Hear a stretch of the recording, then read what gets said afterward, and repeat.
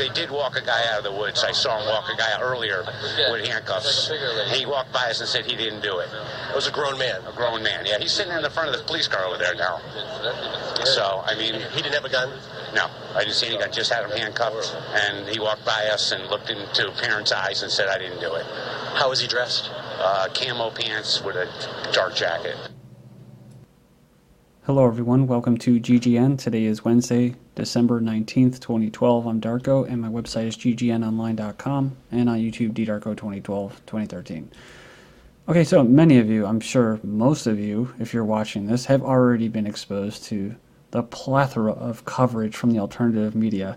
So, I guess I'm going to try to take my own perspective on this, and just, if there's any points to be highlighted or stressed, it's that there's a good chance that there was a second shooter and that this individual wasn't even physically, mentally capable of carrying out these events. It's a very important point because you have to remember, when in hindsight, when down the road, these assholes, pardon my French, but these really, really evil scumbags that are actually pulling the triggers, like in Colorado, right? There was all kinds of speculation around a second shooter. And when the reports came out, he was what? He was actually trying to kidnap a child and use it as a hostage. So these are some real scumbags, and they're never going to see, bars, jail bars. They're never going to have any kind of justice carried out for the crimes that they committed. It takes a lot, even if you are skilled, to shoot 26 people when they're running, running in all different directions. It's not as easy as they make it seem. So that's what I'll be covering here, along with the whole gun grabbing aspect of it, and I've already went through and gave you my viewpoints on that. But this was just actually from the 14th, right after the shooting. The state police confirming that one shooter is dead, a second gunman is apparently at large, and multiple people have been shot. Israeli death squads involved in Sandy Hook bloodbath, intelligence analysts say. They said days later, the Sandy Hook massacre, the iconic slaughter of 20 small children, is now looking like a terrorist attack, not a murder-suicide. Was lone gunman Adam and Lanza a patsy, the same word Lee Harvey Oswald used to describe himself before being silenced in November 1963. Today, Michael Harris, a former Republican candidate for governor of Arizona, in an internationally televised news broadcast, cited Israeli revenge in what he called the terrorist attack in Connecticut. He cited Israeli rage against the U.S. and against President Barack Obama. By Israel, we mean Netanyahu. In truth, the public may well be sick of hearing stories about lone gunmen. All of the possible horrors, this one, even more than the Benghazi killings, is loaded with political implications, not just gun control, but a clear attack on the security of every American family. The facts are now becoming obvious, he says. This is another case where Israel has chosen violence and terrorism, where their bullying in Washington has failed. Israel believes that the U.S. threw them under the bus, particularly after the recent Gaza war, allowing Israel to be humiliated in the United Nations. Their response was to stage a terror attack targeting America in the most hideous and brutal way possible. In fact, an Israeli signature attack, one that butchers children, is one reminiscent of the attacks that killed so many children in Gaza. Washington is terrified of Israel, their powerful lobby, and its relationship with organized crime. Now, a key former senator, Chuck Hagel, who has helped expose this fact, is likely to be nominated as the Secretary of Defense, despite vocal protests from Israel. The Republican Jewish Coalition Executive Director Matt Brooks was quoted as saying, "The appointment of Chuck Hagel would be a slap in the face for every American who is concerned about the safety of Zionist Israel." I added the Zionist part, but that's what they are. That's what they call themselves, so. Then you have from John Rappaport's blog or website, How the Newtown Massacre Became a Mind-Controlled Television Event. Mind-controlled mass hypnosis, it says operant conditioning, brain entrainment, that's what we're talking about here. We're so conditioned to how television covers life that we really step back and take notice.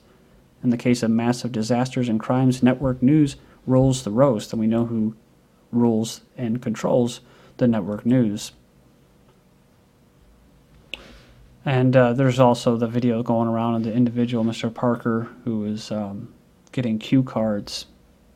Although I thought it was a little unusual how he was actually having to psych himself up to look sad. people, I saw the comments said they knew him personally, and you know, you don't want to exploit it, and that's why I didn't want to show that video, but you can check it out for yourself.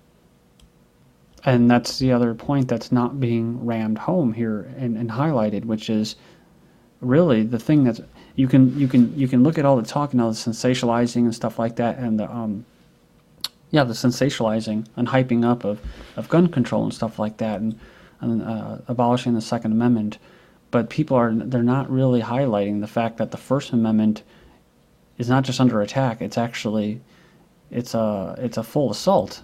So I mean, they're out there in Connecticut basically threatening people, the police, that independent journalists and bloggers can't even speak about this event or cover it. Facebook pages are being taken down. It's only a matter of days until someone tweets something and loses their job or whatever, or goes to jail. You know, there's always this talk, you know, that speech, I watched that speech today of Obama, and yeah, it's meant to get your blood boiling. But when it's all said and done, what's going to happen? Is it going to actually do anything? Like I said before, I don't think so. And while they're focusing on the whole gun issue, what they're diverting away from is the second shooter. And that's what this article goes into about the second shooter, and how the story was, as he's put it, dropped like a hot potato, and people trying to bring that to light were called conspiracy theorists. Whereas these anchors are kind of like priests. And it says, no, priest don't browbeat a parishioner. He takes confession and then offers a route to redemption, the old problem, reaction, solution, or Hegelian dialect. But if by some miracle these anchors launched a quest for truth, the whole scene would devolve into uncertainty and even chaos. The Connecticut shooting is no coincidence. The control press is going frantic and making sure that our rights to keep and bear arms are in trouble once more. It says with the UN Small Arms Treaty already signed by the U.S., this tragedy in Connecticut is no coincidence. It was deliberately planned and executed for the mass damage to the rights to own firearms. The targets were deliberately picked children who we have an obligation to protect as parents. This close to Christmas, imagine for a few months the grief of these parents and the children, are what they're going through. So it says here, this was a deliberate attack for the most sympathy possible towards the general public for the same purpose, the gun control agenda. Then we have this Mike Harris back saying Zionist-controlled media create culture of violence in the U.S. I saw an article about this Connecticut school massacre. Adam Lanza spent hours playing Call of Duty, the violent video game, and they've gotten more grotesque over the each edition that comes out. Shooting basically innocent bystanders in an airport, I think was one of them, decapitating heads, all kinds of real crazy stuff. Along with, of course, conditioning them that it's good to fight for the global empire, with all their little Illuminati symbols embedded and subliminal messages hidden in there. There's a surge in violence in the U.S. as a result of Zionist-controlled Hollywood and news media, which have been creating a culture of violence in the country over the years. He goes on here and says that the Zionist-controlled news media that is the conduit into all of this violence, this imagery into every home in America. He goes, so one wonder why there's a culture of violence. And just, like I said, you probably have seen this already, that he was on medication. The mainstream media says shooter Adam Lanza was on violence-linked Anti-Psychotic, Fanapt. So it's now reported by mainstream media to indeed be taking the violence-linked anti-psychotic drug known as Fanapt. He said a prediction I made after the news of the shooting broke. It leads to suicidal behavior and increased overall aggression. So again, this is another story, though. This is why I was including it, because it's another story that's being basically buried. Because, we're talking about Big Pharma here. And that's what's so sad, because like in this article down here, he goes down here and he says, you should give the gift that keeps giving for the defense for your family. So they're playing the ban in the future, always stay one step ahead. And it says here, you should go up there and buy everything they're planning to ban in the near future. Well, like I said, you're just funding the military-industrial complex so that they can create better weapons to help enslave you. So people are going to do that. They're going to go out and they're going to fund the military-industrial complex. Then they're going to ask people to clamp down on coverage. So in other words, censor the media and the news coverage of these attacks. And these are, quote, conservatives. These are the right wing. These are even alternative. These are preppers and all that. And like I said before, I mean, if you really want to go to war with this global empire, you can go ahead. I mean, that's good and great and everything. But I think it'll just be a bloodbath, and you're going to get another type of a situation where you had a confederation of states, and you try to peacefully secede from there, and no, sorry, and that's why you have Steven Spielberg, out there with who was it? Someone important, a congressman or something like that, about the new movie Lincoln, which is a big propaganda piece, a rewritten history. And as far as the whole revolution goes, you had what? They were Federalists, most of them, Adams, Washington, or Freemason. I mean, and Infowars and that, they don't really ever cover that. I mean, before the Constitution, they had the Articles of Confederation. Didn't work out good for them, and so they tried to leave that. When they tried to leave that, according to the Constitution, they had that right. They didn't heed to that. And they'll do the same thing here that they're doing in Syria and every other country. They will break you. They will just allow you to fight, and with all the weapons that you're getting, it's funding them. And they'll just let the blood spill until enough women and children get killed, until it's just like the media with sensationalizing. Enough is enough. This is madness. The violence has to stop, because you're playing into their hand. Obama urges Congress to ban military-style assault weapons. That's what he said on Wednesday. And high-capacity ammunition clips. And they're going to allow, they're still going to allow people to have guns. They're talking about this Biden-led team that will include members of President's cabinet, says here, that will look into improving mental health services. And Obama said, a culture that all too often glorifies guns and violence.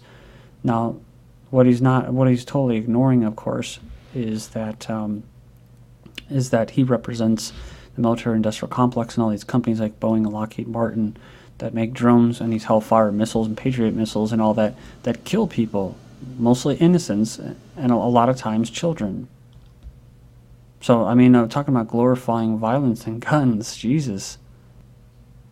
So, I mean, most of you probably understand where he's coming, what exactly he's saying right there. But there's a lot of sheeple that just don't see it. When he says glorify guns and violence, he's not talking about the people that he works for and the Zionist-controlled media and the military-industrial complex that that drone bombs and kills people, enslaves them, and sets up a usury and central bank system. No, he's talking about you having ability, you having a spear, as I put it, because that's as simple as it is, a spear, a piece of wooden stick to defend yourself and your family and your property.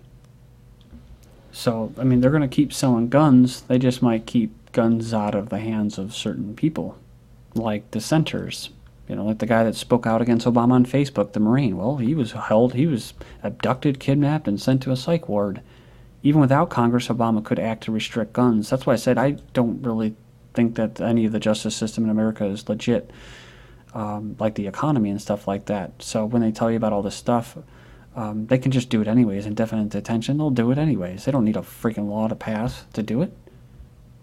Obama will basically act without Congress. He could take action to improve background checks on gun buyers and ban certain gun imports. But to reiterate again, the guns aren't going to go away. They make a lot of money off of it, and you're not really a threat to them. Gun makers fret as gun control consensus gains steam. Well, Connecticut shooting sparks gun sales surge. That's right. So Walmart said that they were going to stop selling these AR-15s. Well, look at this, how Walmart helped make the Newtown shooters AR-15 the most popular assault weapon in America. That's right.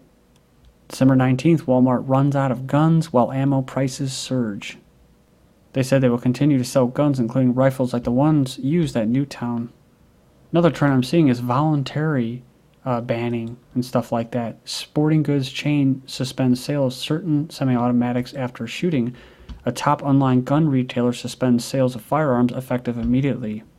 And to get that trauma-based fear mind control going, sales soar for kid-themed body armor packs. Record number of guns handed in by people living in America's deadliest city. So this is what you call mind control. This is how it would be in the USSR.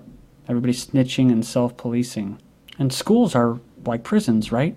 So you want to keep the prisoners in. Bill would have National Guard protect the schools. 2 states consider arming teachers. And while in prison, you want to make sure that they're tracked. Thank you.